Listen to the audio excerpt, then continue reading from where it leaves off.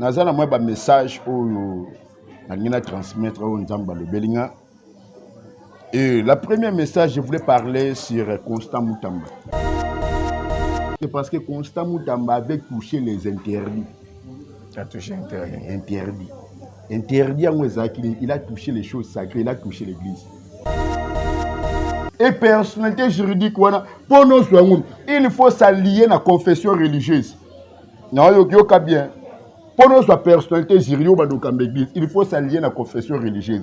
Si on a la carte de confession religieuse, aux personnalités juridiques. Et puis, roi Nabucodonosor a rejeté le pouvoir. Pourquoi? Pour qu'il y ait des choses sacrées. Akenda, il y a plein de proportions. Il y a des ustensiles, bien à temple. À tel qu'on mélange na kokibi, na ina basina makangu. L'église est une chose sacrée. Pourquoi? A touché l'église par rapport à la loi où il y a l'église. Mais la théologie est comme obligatoire. Constant Moutamba la loi. Pasteur Sosa diplôme de théologie directement rejeté. Il y a un beau sidi qui est là qui est côté. Tout aussi dit que tu as touché ma chose intéressante. Ministre Constant Moutamba, il n'est pas le premier ministre. Louzo Lobamba qui est ministre de la justice, il a touché l'église. Louzo Lobamba à l'époque de Kabila. Souvenez-vous, Kabila fait 18 ans. À l'époque de Kabila, il y a un ministre Bimara a été membre de l'église à Koufa.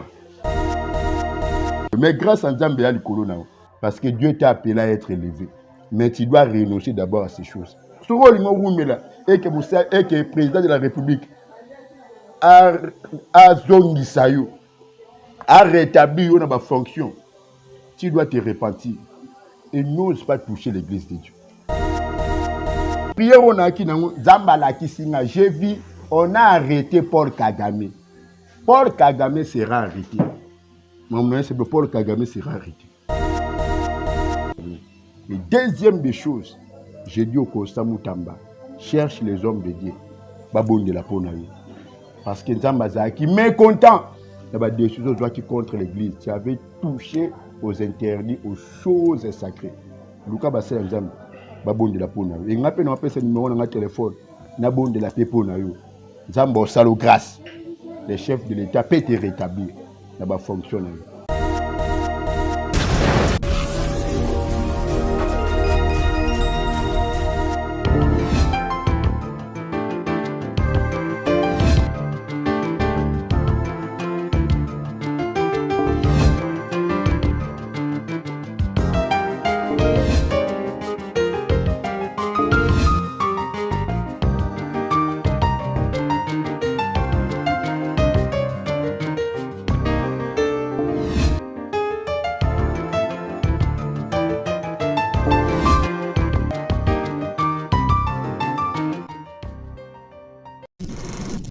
Voilà. Merci très cher internaute. Nous avons 5 ans très bien. C'est apôtre, un apôtre Oyo Toebié Alekaka déjà na chaîne Bisso. C'est apôtre David. Toebié très bien. Ensemble avec l'homme de Dieu, tu développes un sujet et bien spirituel du message Oyago Pesabisso. C'est votre humble serviteur, le frère Jérès Mokwa. Comme d'habitude, nous allons sengo, nous allons nzambe, nous allons sengo, nous allons salela. Koloyus Masia, nous allons sengo, nous allons saler mission na boy, bana nzambe belé, bazo benga, bazo pambwama, bazo sepila. Na ba émission to sala. Aimez, commenter, partager. Tinde la bande comme ça dans le baka. Et lo comme malamu ya ko partager yango ba émission lo la auto sala. Bande ko belé ba bika ba message comme là na bato yo. Nzamba azopesa ba message. Je dis un grand merci na mama yu nengo partage ka ba émission so. Pasteur Rodrigue merci pe nengo partage ka ba émission so depuis France na pesho merci. Oui c'est ngo partage ka émission na mon côté kasi. Ko partage ka ba émission ya batu ebele na pesho merci. Équipe technique momba Jires beaucoup la ka lo sako d'ici l'album ezobima bana na nzambe ba ko savourer banzembo kitoko oyo ko beta na pesho bamote. Tozana l'homme de Dieu apôtre David ni na memeli libota nzambe Mukola lelo na osenga na régie ba fongolela en caméra na présenter bino invité na ngai on a observé. Bonjour l'homme de Dieu. Bonjour les frères Jérès Moko. Bonne santé. Santé ça bien par la grâce de Dieu par rapport au salon Nzamba Perception continuer toujours l'œuvre du Seigneur. C'est pour préparer l'église à l'enlèvement. Parce que mission Nzamba Perception ce n'est pas d'abord besoin de biens matériels.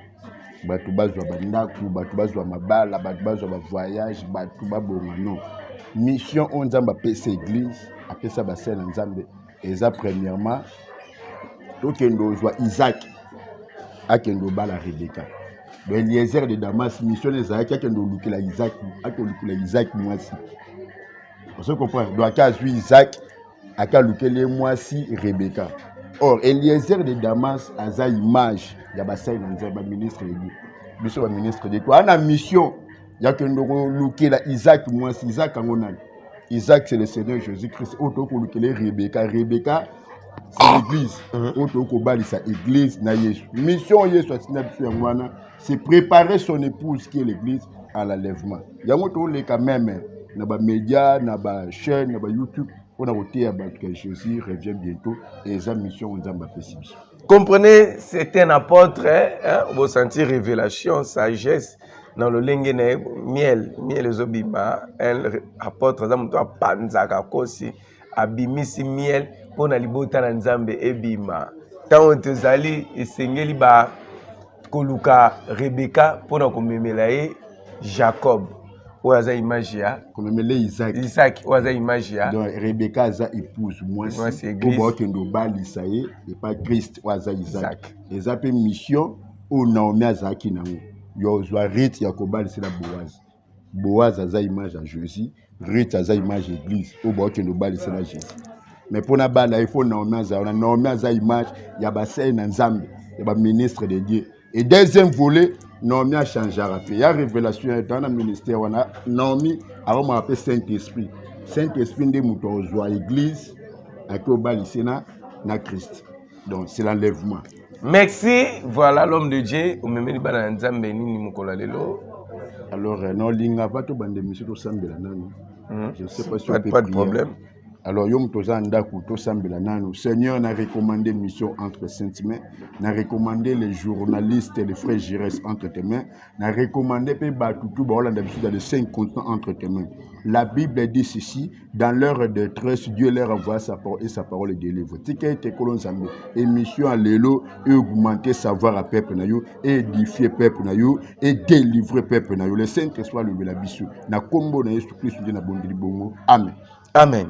L'homme de Dieu. Alors, Zamba Pambola, Badnos Bolanda Bissou. Alors, Nazana moi un message où on transmettre au Nzamba le Belinga. Et le premier message, je voulais parler sur Constant Moutamba.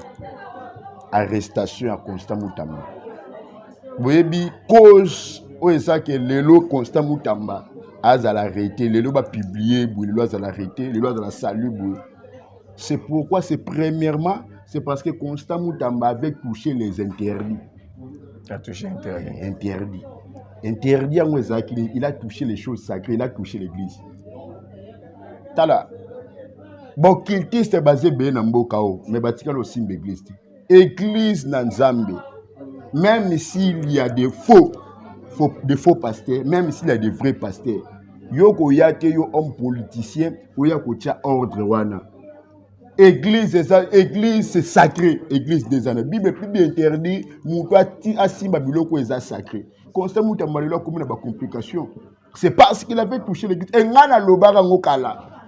Tanga bandi makambu à l'époque de Joseph Kabila. Tu vas travailler dans F90. F90 Joseph Kabila nous a donné ça gratuit. Vous comprenez? Parce que je suis impartial. Un homme de Dieu, c'est un hasard apolitique, hasard impartial. Naza ni na gauche, ni na non. Naza mutu Yesu. Mais tant on a moni mabe, na lobarango déjà depuis que la constant Moutamba tanga bandi ko simba église. Tout de soit au camp d'église, nous sommes de l'église Jésus revient. On a des documents quand la F90, nous avons facilement, gratuitement.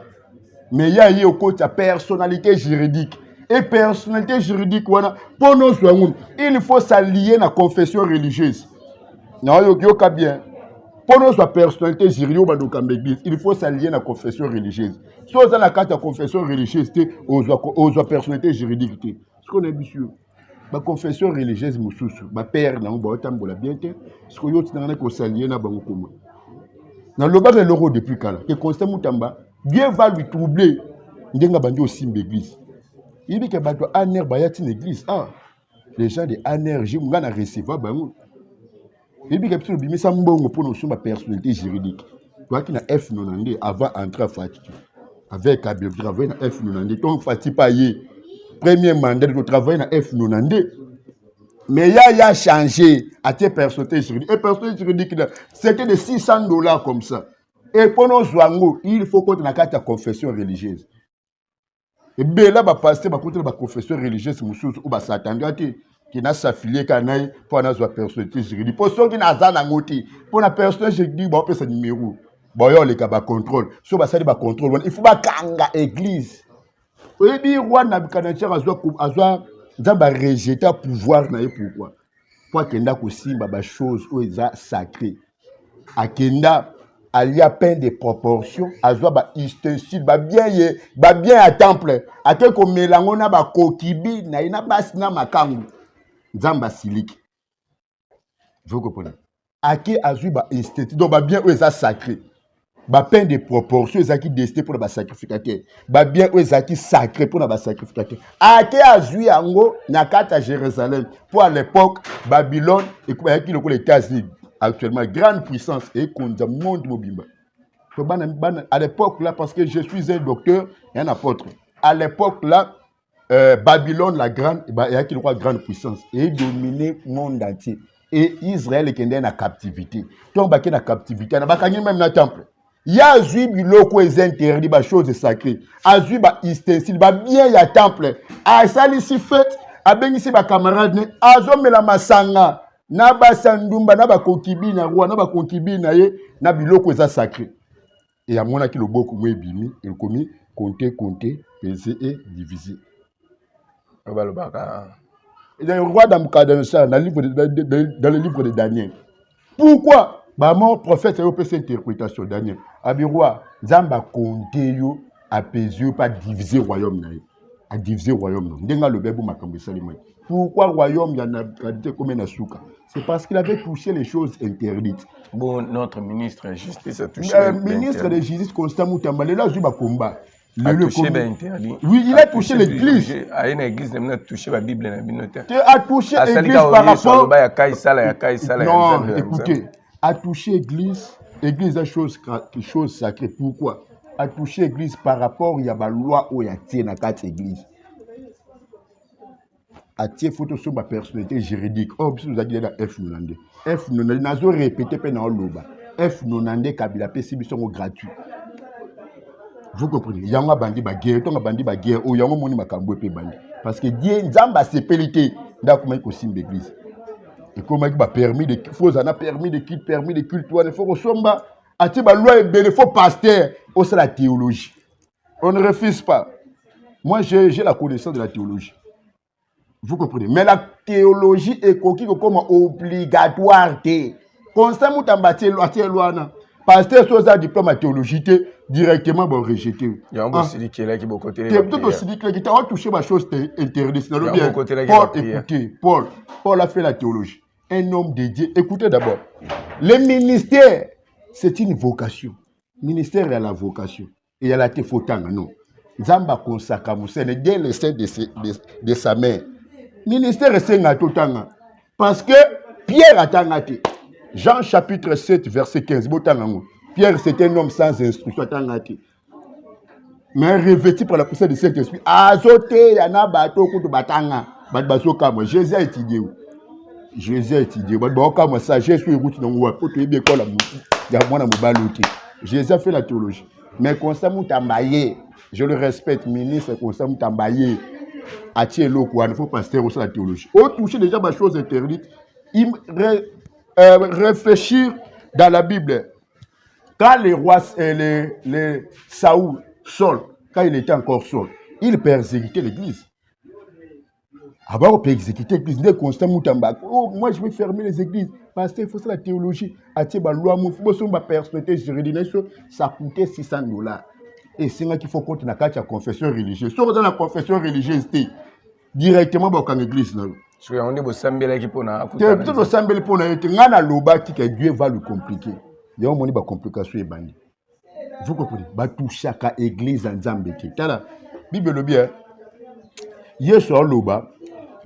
Nakata vigne na journée vigneron muto zolo na vigne a semer blé mais na butu ba ko semer ivraie ba tout ni mettre vigneron mais tala na butu to mona ba semer ivraie mettre vigneron ici bon botika blé na ivraie croître ensemble le jour de la récolte moi-même les maîtres je viendrai na kozwa blé na tiengwa pas na tie ivraie pas c'est-à-dire quoi.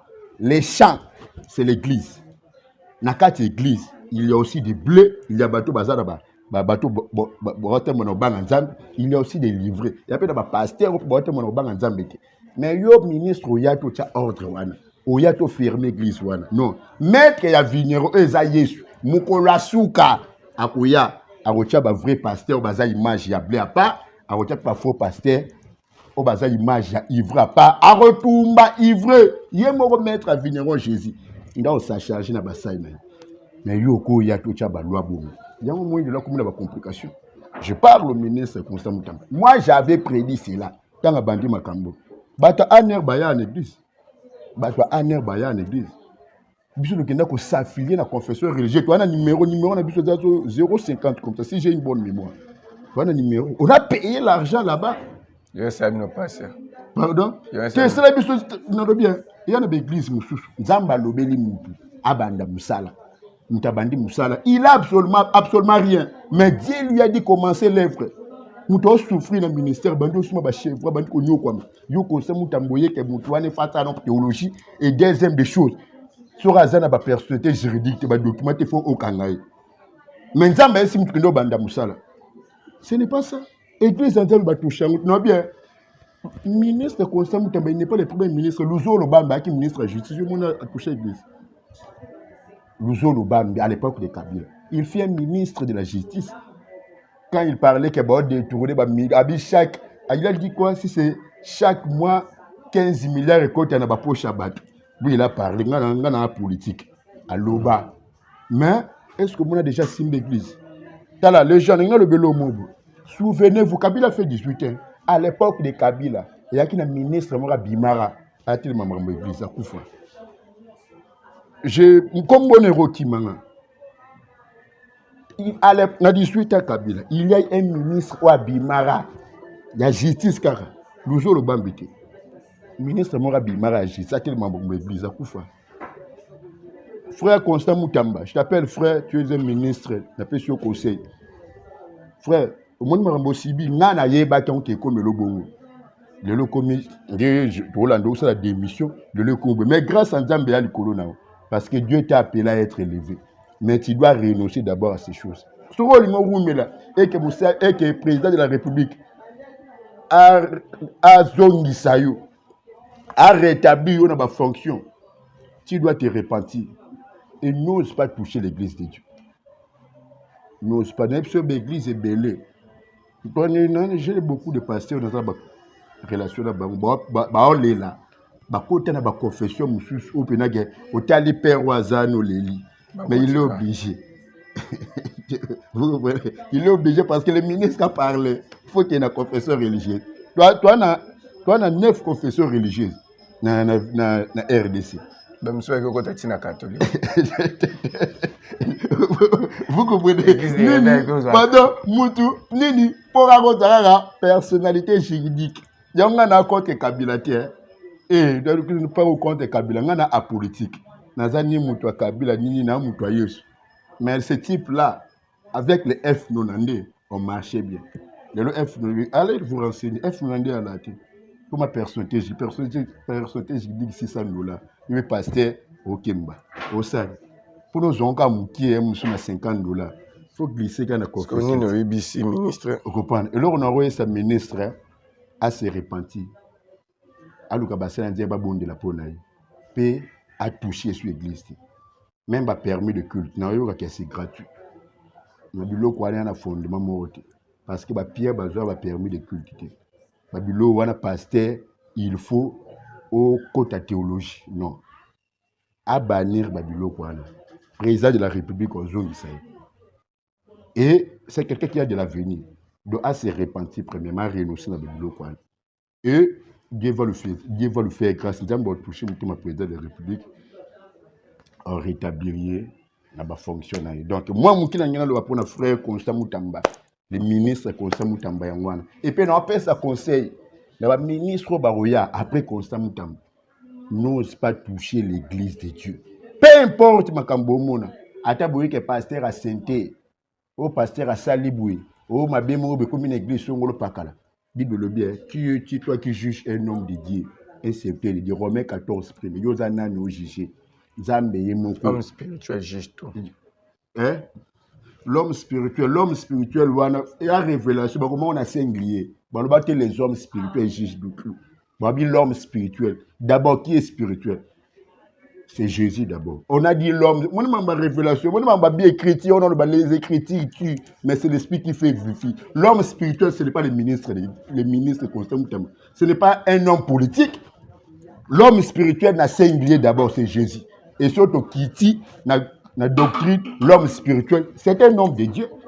Et il y a un homme politique, c'est un homme de Dieu, un homme spirituel. Merci, prochainement, tu le sujet. Vous comprenez? Donc, vous comprenez, il y a un monde qui est chrétien, mon Bible, Bible est à vie. Bible, mon Bible, Bible est à vie. Il y a un temps où il y a une Bible, comme on a singulier, les gens parmi l'homme, faut que, et so batangi pe so na Bible, mon bakomi ka l'homme. Bakomi et l'eau comme batangi komba mutute. Mutuana za la type Christ. Premièrement, à type Christ. Pour interpréter mon côté interpréter ndongo mona te mutuana no za type Christ parce que Christ il a juger toutes les âmes. C'est Christ qui va juger toutes les âmes. Parce que mutu so akufa expression n'est pas dans âme. Esprit ba juger ngote. Âme de mutu ba juger ngoyebi, cher ekufa. Âme non de mutu za la juger. Esprit te. Voyez bien. Nous avons jugé, c'est Christ. Nous avons jugé âme. Esprit qui est cher et couffé. Âme de nous rendre compte devant Dieu. Et l'homme qui juge tout d'abord, c'est Christ. Amen. Donc, il y a du beau vraiment. J'aime trop la révélation parce que révélation n'est éclairable. Parce que la Bible le bien, tant où Jonathan a joué miel, a lié miel, la Bible le a lié miel, il ne sait pas. C'est-à-dire, miel les révélation. Donc, la révélation de Psaume 119, la révélation de l'Éternel est claire. Il y a une révélation, la révélation, on est ainsi constant. J'avais déjà dit ça même à l'église. Pour ça, il y a des complications, l'entourage, le gouvernement soumis. Il y a une politique. Parce que tu chaque église, répands-toi et le pasteur nous allons prier pour toi. Et le chef de l'État va te rétablir. Donc, moi, je suis le pour la constant. Merci, message, monsieur Zaki. Merci beaucoup. Le frère Giresse, je viens dans de longs jours de prière. Dans la prière, moi, ma casse. Dans 2024, en décembre. 2024, en décembre, dans la rémission, l'équilibre TV. En décembre, dans le but que Nzamba la kisinga edingwa okufa. En décembre 2024, l'équilibre TV, ce n'est pas Jérémie Louemba. Nabara Nzamba la kisinga edingwa okufa. Batu bafinga na janvier kokisama. Les gens m'ont appelé. Tu es un prophète de Dieu. J'avais dit ça. Vous comprenez? Et je vous dis, dans la prière, on a qui Nzamba la kisinga, j'ai vu, on a arrêté Paul Kagame. Paul Kagame sera arrêté. Mon nom c'est Paul Kagame sera arrêté. Et la deuxième des choses, j'ai vu la fin de cette guerre. Cette guerre va prendre fin. Guerre où est ici là? Hein? Dans ce régime seulement autour de la guerre où est ici là. Il y a un régime au cas de ça. Par la voie d'une négociation, moi je vous dis, j'ai vu la fin de cette guerre. Et ça n'a voie à diplomatie. Comment est-ce Bon, pendant que j'ai prié, j'ai vu beaucoup de gens se réjouir dans la ville de Kinshasa. Batu bele ba sepela. Pe batu ba ganga. guerre ici, les guerres ici, les guerres ici. Et naïbisio, on reconnaît un prophète de Dieu quand il dit quelque chose et la chose s'accomplit. Robin Nganga. Guerre au Est et ici là. Guerre au Est ici. Et Paul Kagame sera arrêté. Dieu va lui faire payer ma bête ou ça na Kachamboka. Y compris les complices Oyo Bazaki nationaux Bazaki Namboka Nabisu. Ils vont subir la même peine. Nzambe a se décidé. Nzambe a se décidé. A fait la guerre. Quand j'avais dit que Edim va mourir, mais les mêmes personnes m'ont appelé dans le mois de janvier. Ce que moi je vois, c'est ce qui va se matérialiser. Il y a un des salles. Parce que je suis la voix authentique de Dieu. Un homme de Dieu, c'est un messager de Dieu. Et Naïbissi Otoza, Kagame sera arrêté et il aura la fin de cette guerre. À bientôt, guerre aux aussi. Merci, dernier message. Djamba Zoualokoumou. Non, le Bélamingi sur les phénomènes mari et femme de nuit. Phénomène mari et femme de nuit. Les abiloko, vous me troublez, Batoumakas. Batu belé même na poto, même Anakin Baza victime de phénomène femme et mari de nuit. N'ayons le bassin Morobou. Yaya, Soki, Ozawana,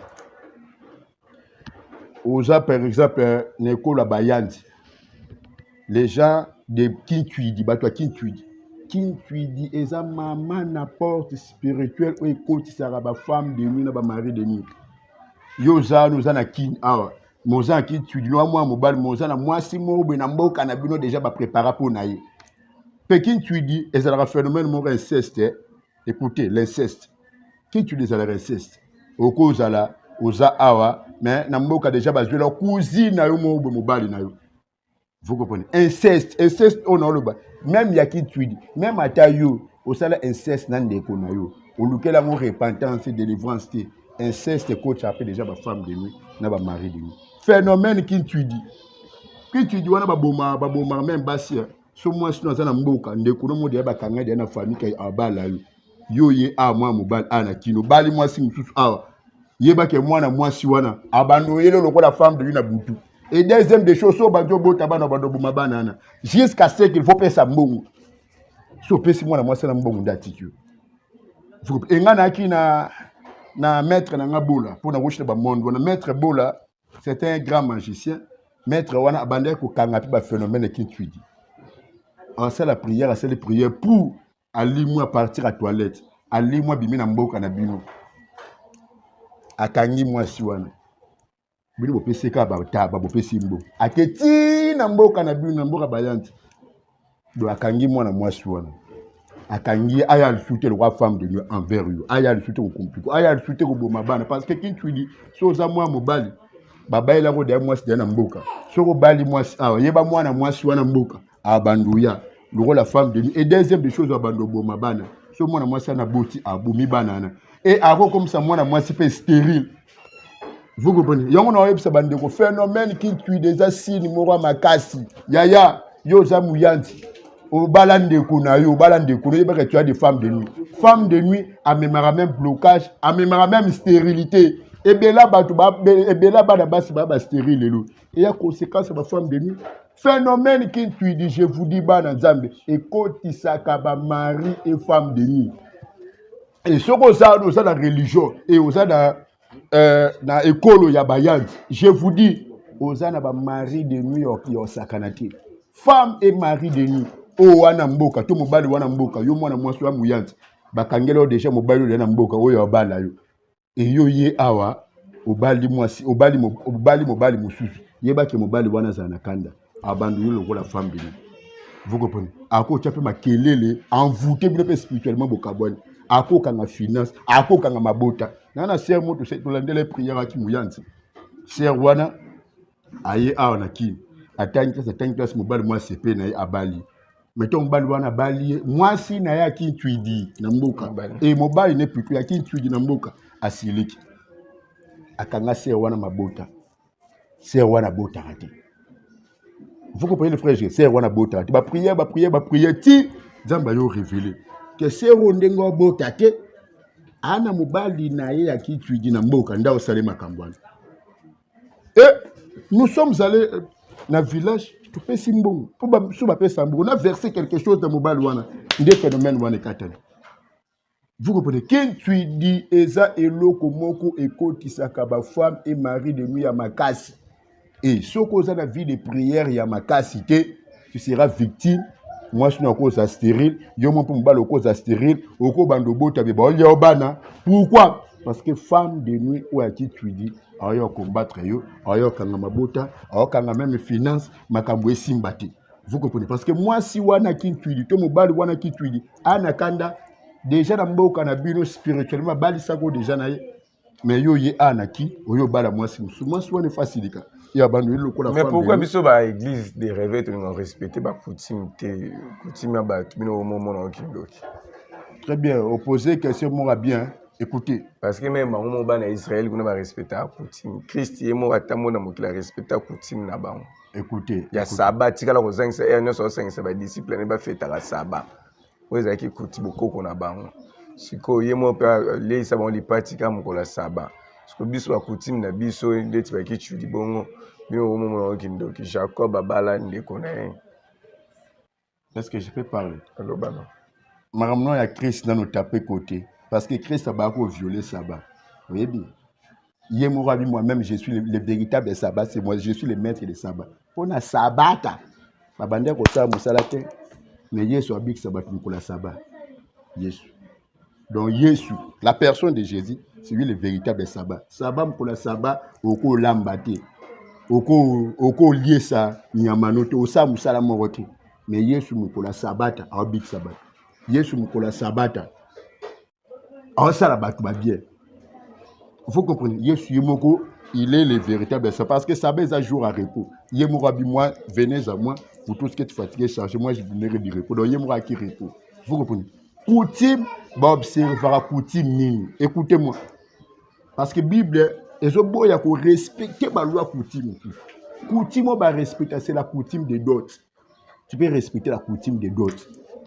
Coutume, on a dots, dès que coutume, mutusu a koufi bokenda na mutu koufi bosukola ba maya bibimbi. Faut pas lecture na ça makolo, ba pratique on a nzamba boyango. Pour nous avoir la chance, pour nous avoir le non, la Bible interdit ces choses. Est-ce que tu peux pas contribuer à la coutume? Qui tu dis d'abord et participer à la dot.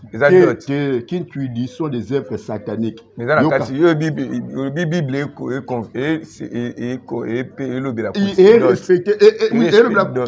oui. La dot, c'est la coutume. Qu'est-ce que tu peux lier na kati ya dot? Parce que moi si wana pour nous moi ça batu faut payer la dot. Eza lo waza pe na kichulne obali faut bala pe na maboko ya kichulne. Le problème c'est quoi? Wana eza inceste. Kala au monde le beli maramba Jacob a sala inceste.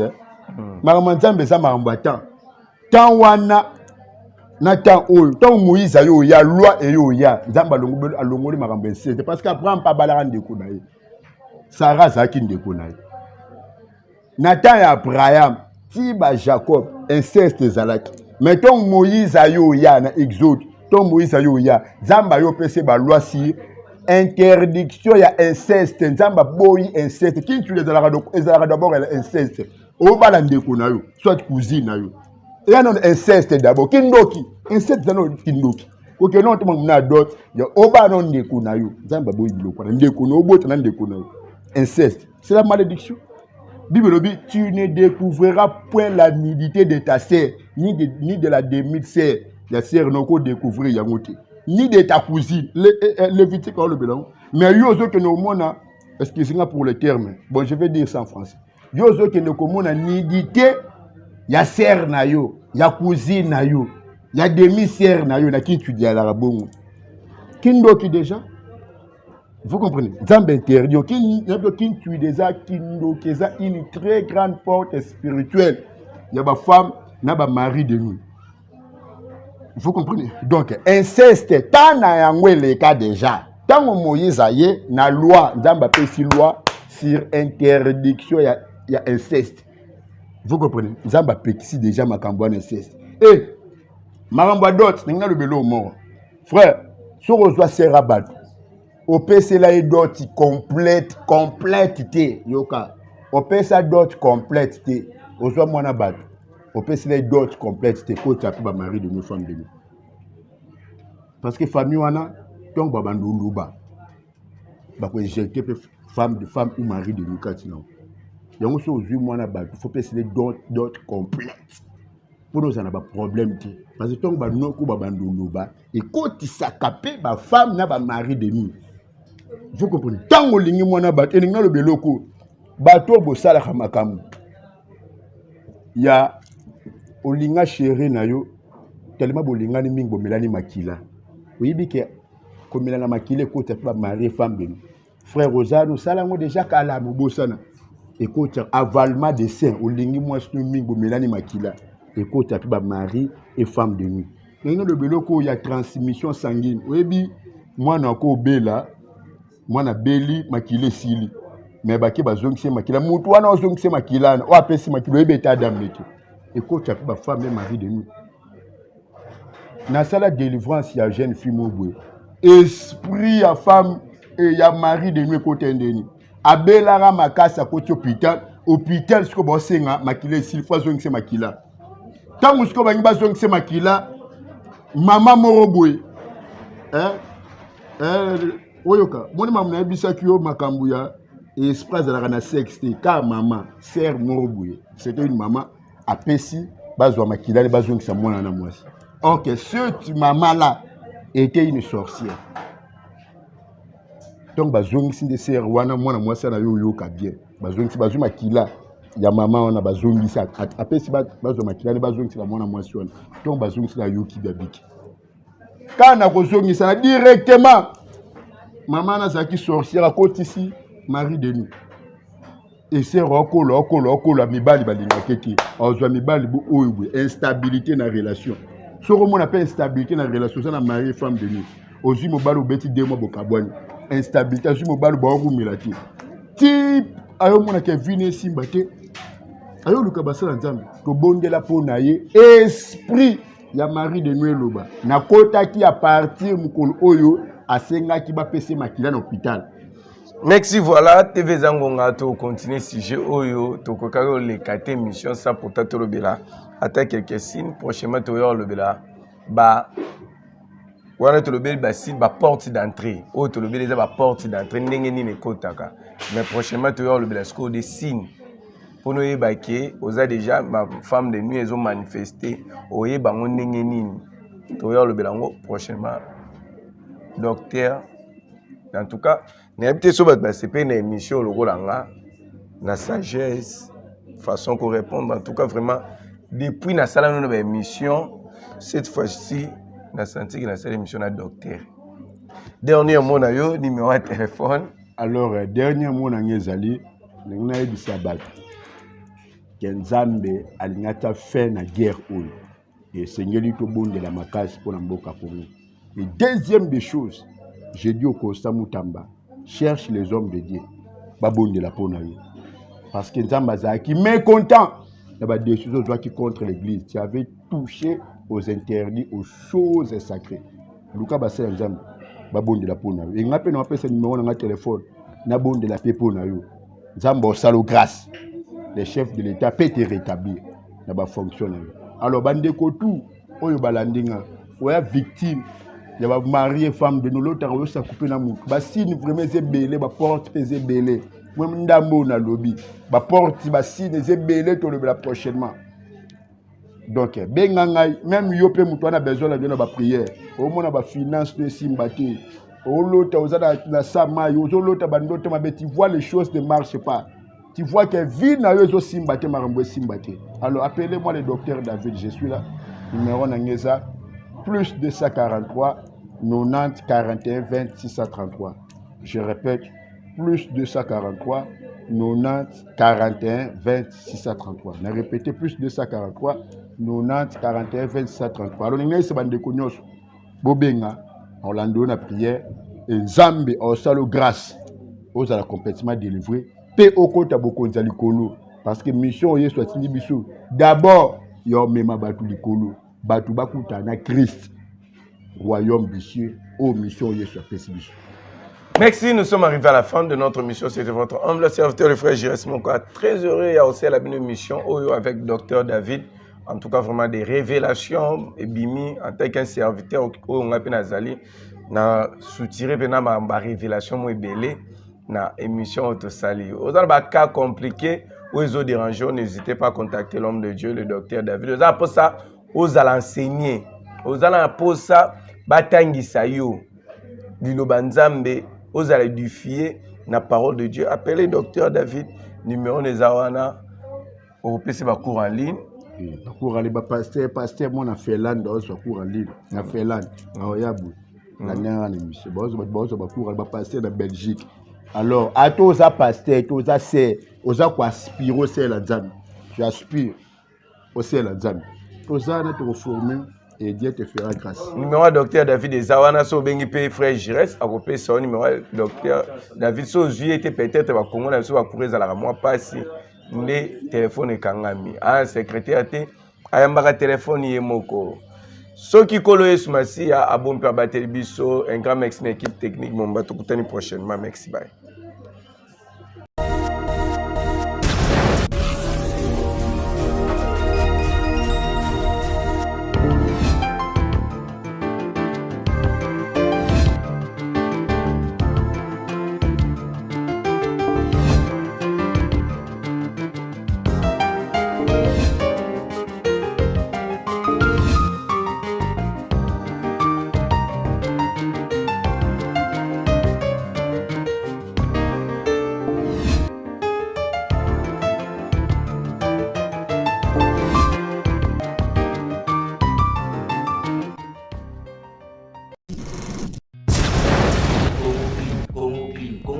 Entreprise esalami mpona koyede bino na baclimatisation ya ndako, climatisation ya mituka, climatisation ya barestaurant. Baprogramme na bino tu ya baclimatisation ya bachambre froide omokili ye mpona koresoudre yango. Tozali wana mpona entretien, réparation to mpe montage ya baclimatisation na bino. Okozala na baproblème te parce que tozali na batechnicien oyo bazali qualifié. Okobenga biso na numéro oyo 089 38 02 531 na bandeli lisusu 089 38 02 531 097 84 81 585. Yo na biso tozali na boulevard de 30 jours na immeuble Paul C. Benga Congo Clean pour la solution.